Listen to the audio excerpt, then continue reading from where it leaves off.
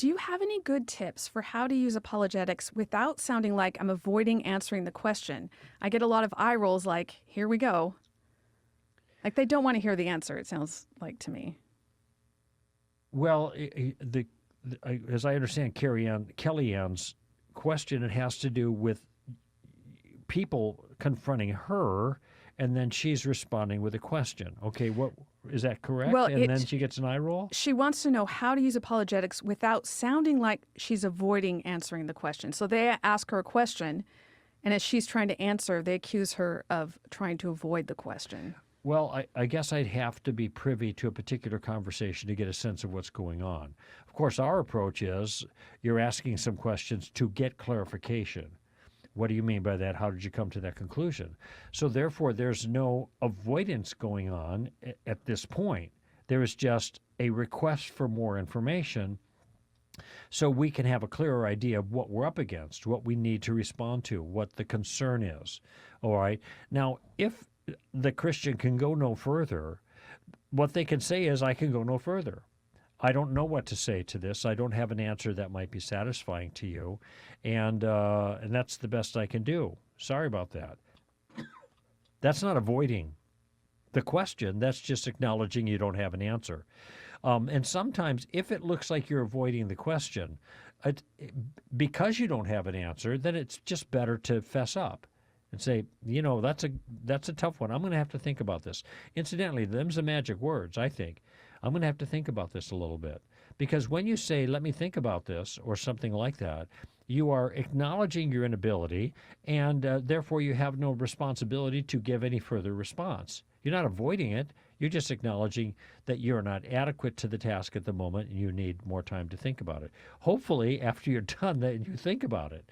And whatever the particular issue is, you research it a little bit better. But I guess I'm maybe not entirely clear in the kind of circumstance she's facing. What do you think? Well, what if it's a situation where, let's say they ask you a question. I'm trying to think of an example of a question, but it's a yes or no question, but she has to actually explain more than just give a yes or no answer. Well, that's like, do you think if I don't believe in Jesus, I'm going to hell? And all Jews that don't believe in Jesus are going to hell. I mean, there's kind of a classic question that, well, there is a yes or no answer to that, but if you give the yes or no answer, in this case, yes, it's true that a person who doesn't put their trust in Christ to pay for their sins has to pay for their sins themselves, and that happens in hell. But notice I'm giving more explanation. So it doesn't sound so stark and really end up being misleading.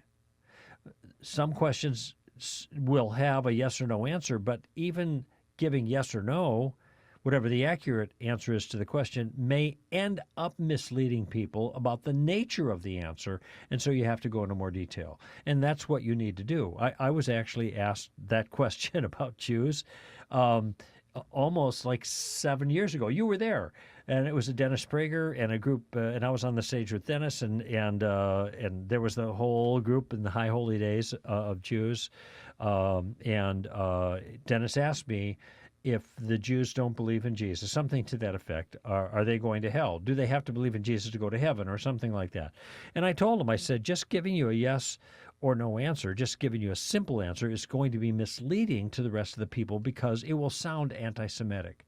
So I need to put it in a different way so at least you can get the sense of what the claim is. And that's when I went into a more thoroughgoing explanation that had nothing to do with Judaism, but had everything to do with sinners. It's not, God doesn't play favorites like religions or clubs, and he used to like the Jewish club, and now he likes the Christian club. No, it's a whole different thing. And by explaining it, at least it was more clear what we meant when we said that one must believe in Jesus in order to go to heaven. Here's the calculus of that whole thing. And I guess some might consider that to be evasive. Why don't you just get to the point? Why are you beating around the bush? Well, what I'm trying to do is make it more clear. And I like that way of putting it, of saying, look, I could just say yes or no, but I think whatever I say will be misleading because you're probably thinking things I'm not thinking when I say yes or no. So I think if you could just explain that, and then say, so are you okay if I actually explain the answer so you will understand my answer? I just want to make sure that it's clear and that you understand what I'm claiming here. And by the way, sometimes, especially in a public situation, and I was just thinking of a BBC interview I had on the abortion question a long time ago that was very hard.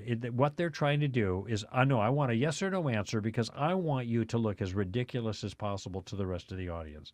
No, obviously they don't say that, but that's the gamesmanship that's going on in that situation and also some other conversations. And so you want to try to sidestep that so there's clarity about what you're claiming.